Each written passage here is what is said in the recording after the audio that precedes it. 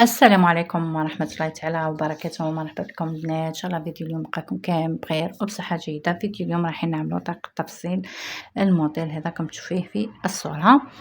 هذا هو الموديل، راح نشوف الطريقة ان شاء الله مع بعض.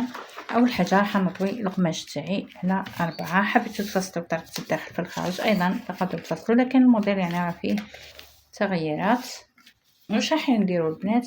راح نجي من هنا من الجهه المغلقه وراح نفصل. اللي حبت الجهه الخلف مفتوح تفصل من الجهه المفتوحه.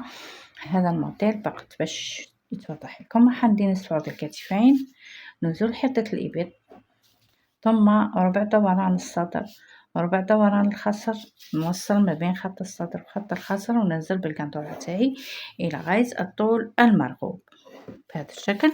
هنا نحدو نطلعو مسافة 5 أو 6 سنتيمتر باش متجيناش كندورة مجونحة. ننزلو هنايا منتصف الحردة، نخرجو 3 سنتيمتر ونرسمو الحردة تاعنا. نزول حردة الإبط هنا راح يكون 2 سنتيمتر، عرض الرقبة راح يكون 8 سنتيمتر. وصل ما بين خط الصدر وخط الخصر، عفوا خط ميلان الكتف، عفوا البنات. هنا حددنا الرسم تاعنا. راح ننزل في الرقبه تاعي حوالي 16 سنتيمتر ونرسم رقبه كاري بهذا الشكل. نجي نوصل بهذا الخط يعني الى غايه الحرده. هكذا حددنا الرقبه تاعنا. الرقبه الخلفيه حبيتو فقط تنزلوا فيها 3 سنتيمتر بهذا الشكل. هنا عندنا قصة في الخصر أو فوق الخصر البنات، نطلعوا مسافة هنايا يعني للأمام فقط، نطلعوا مسافة 4 أو 5 سنتيمتر ونحدد الخط هذا.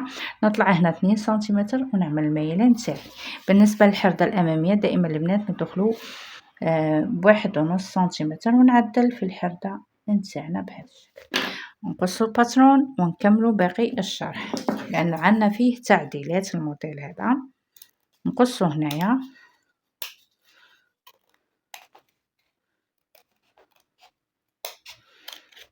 بهذا الشكل. نقصو الباترون كامل، نحيو الامام وحده والخلف وحده ونكملو باقي الشرح. هذا الخلف البنات راح نخليوه مثل ما هو. حبيتو تعملوا قصه اعملوا له قصه. نجيو هنا نعدلو في الحرده تاعنا الاماميه كما قلنا. الموديل راه فيه قصه في هنايا الرقبه تاعنا، قلنا نزلنا حوالي 16 أو 17 سنتيمتر بهذا الشكل. ونجي ندي نقص هنايا، قلنا طلعنا من الخصر هنايا حوالي 5 أو 4 سنتيمتر ونقص هكذا. نحيو هاد 2 سنتيمتر. طبعا الجزء هذا راح يتبقى مثل ما هو، هذا الجزء بقى مثل ما هو. اما الجزء هذا البنات واش راح نديرو؟ عن قطعه الكتف هذه راح نقصوها، هذه القطعه تاع الكتف راح نقصوها بهذا الشكل.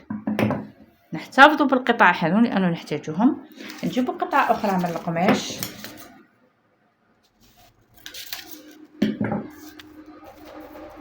هكذا.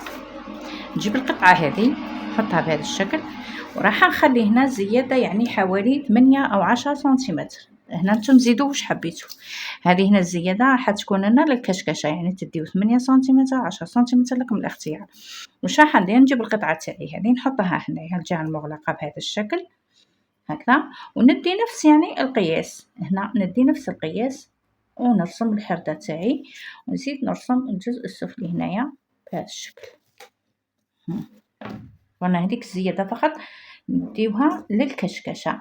هنا حددنا الحردة تاعنا بهذا الشكل.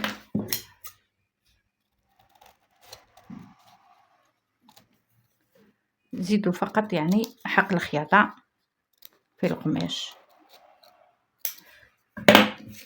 واش نديرو هنا البنات؟ هنا نزيدو حوالي 2 سنتيمتر من الاعلى، زيدو هنا 2 سنتيمتر لان راح تعملوا طيه تعملوا فيها الاشرطه هذوك هكذا. تطويو بهذا الشكل هكذا. تدخلوا شريط من هنايا تعملوا يعني خياطه في الخلف، تدخلوا شريط من هنا تعملوا فتحه هنا في المنتصف، فتحه هنا تدخلوا الشريط هذا من هنايا وتخرجوه يعني تعملوا مسار كأنه مسار، يعني تطويو طيه هنايا تعملوها مسار، قلت لكم زيدوا 2 سنتيمتر، ومن بعد تضويو للداخل، ديروا خيط من هنا تدخلوه من هنا وتخرجوه من هذا المكان، يعني تدخلوا في المسار هذاك وتخرجوه هنا من الفتحة هذه، وتزيدوا ديروا خيط من هنا وتخرجوه من الفتحة هذه، من بعد يعني تلموا به القماش. فهمتوني إن شاء الله؟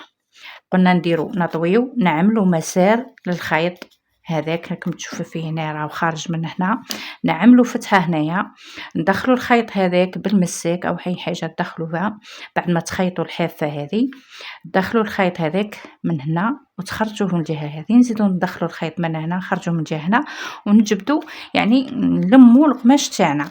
هنا ايضا تعملوا يعني كشكشه في الاسفل هكذا، تعملوا كشكشه باش ترجعوا القطعه تاعكم على قد قطعه الخصر، يعني هذه الزياده البنات عملناها باه نعملوها كشكشه ان شاء الله تكون واضحه. فهمتوني؟ هنا راح تكون كشكشه يعني نديروا الخيط نجبدوه، وهنا راح نتعملوا كشكشه في الاسفل في هذا المكان هذا هكذا هكذا، يعني تعملوه على الجهتين حتى ترجعوه على قد القياس نتاع الخصر هنايا او تحت الصدر في هذا المكان. هذا بالنسبه للامام. قطع الاكتاف هذوك البنات كما قلت لكم تحتفظوا بهم.